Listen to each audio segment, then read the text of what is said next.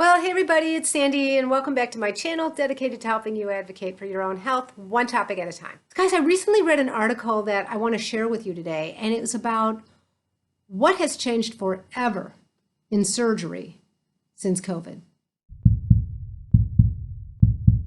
So this is the kind of thing that I doubt most people are going to find this information that readily or even give it a thought. But, given that I'm a nurse anesthetist, so there's an article that I read that is about a living document created by the Anesthesia Patient Safety Foundation. And I've been reading their stuff for years. I think they're a great organization.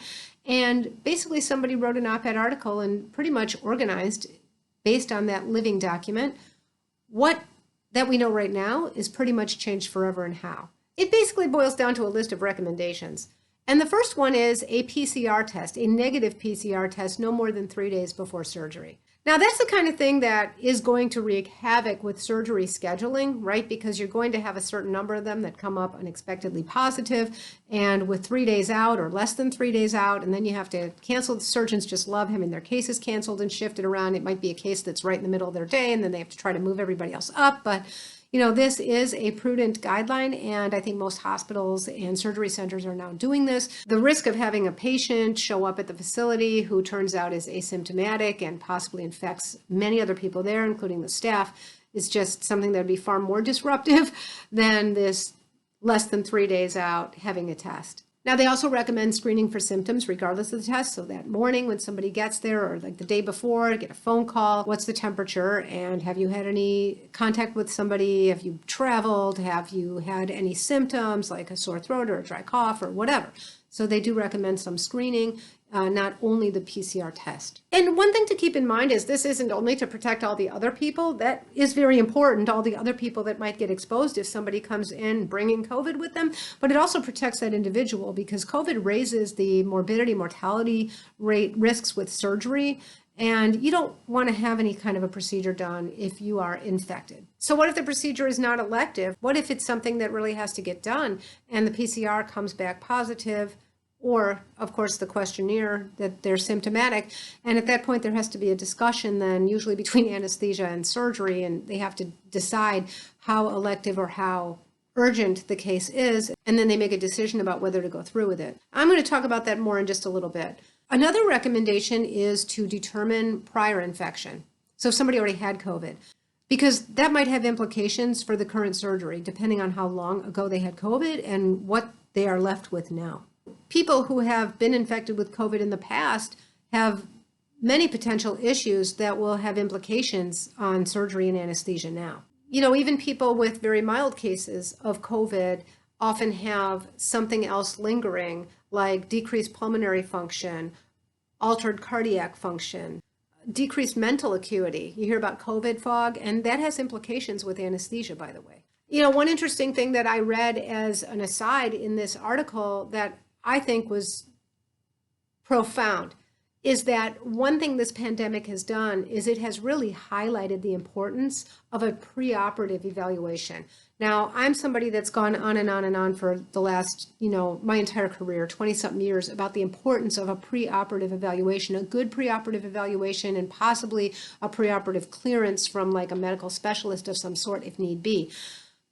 I felt like I was kind of drowning over recent years because in the last 20 years, there's been a real shift to ambulatory surgery done in outpatient settings, which has been the bulk of my career.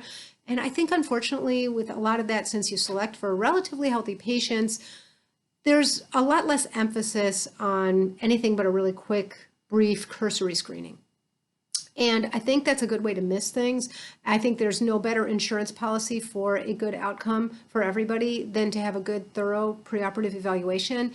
And if there's anything good that's come out of COVID, it's that. It has shown the light on the importance of doing a preoperative evaluation that is thorough, because many people who have had COVID, even in the past, and even if it was mild, have longstanding issues that will have implications during their anesthetic and surgery. Waiting room protocols is another recommendation. It depends, of course, on the setting, but a lot of places now, you probably noticed, don't have a companion come in with the patient. If you're the patient, you go by yourself. Somebody picks you up, drops you off.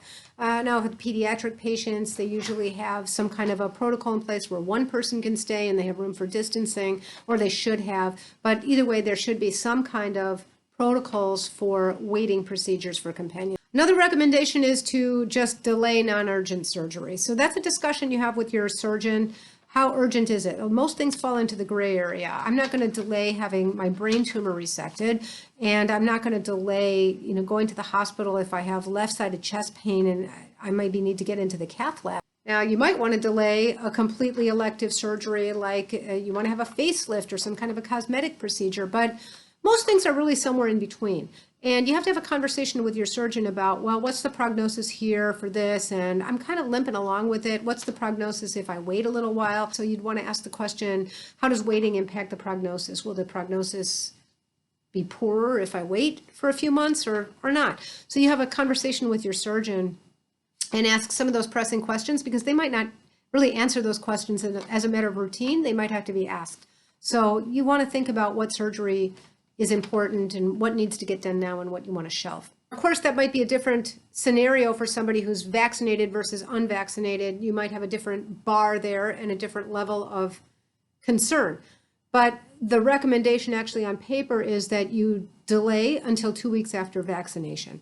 So if it's something that can be delayed, delay it at least that long. And if J&J comes back, I think it might be 4 weeks. Don't get me started on J&J. Now, what about patients who already had COVID and are fully recovered? There are some guidelines there, and I'm just going to read those to you. If you've already had COVID, I hate to say recovered, because I don't think we know what the endpoint is for that, but for lack of a better word, you're supposed to wait 4 weeks if you had an asymptomatic case. It's 4 weeks for any kind of surgery. So I guess you'd only know that if you were doing some kind of routine testing, or if you were testing because you had been exposed.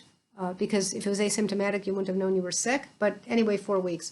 If you had a symptomatic case without hospitalization, you're supposed to wait 6 weeks. If you have had a case of COVID where you were symptomatic and you have either diabetes, or you are immunocompromised, or you were in the hospital, you're supposed to wait 8 to 10 weeks.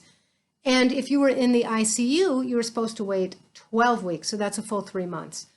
Again, you'll want to discuss these things with your doctor, particularly with a surgeon. It might be that you can't do that. There's all kinds of rules for, when we do proceed, there are people who have to have surgery while they have COVID. And there comes into play all kinds of procedures on our end, like what kind of room you're in and what kind of PPE you wear, which pretty much everybody's wearing that PPE anyway. I thought I would talk about this because it's not the kind of thing that I think is widely talked about in the lay public. And this is the kind of thing that gets published in journals for people like me to look at. And I think it sounds like the kind of thing that'd be really helpful for other people, patients who are on the other end of this. So let me know if it was helpful, if you have any questions or experience with this. And until next time, be well. Bye-bye.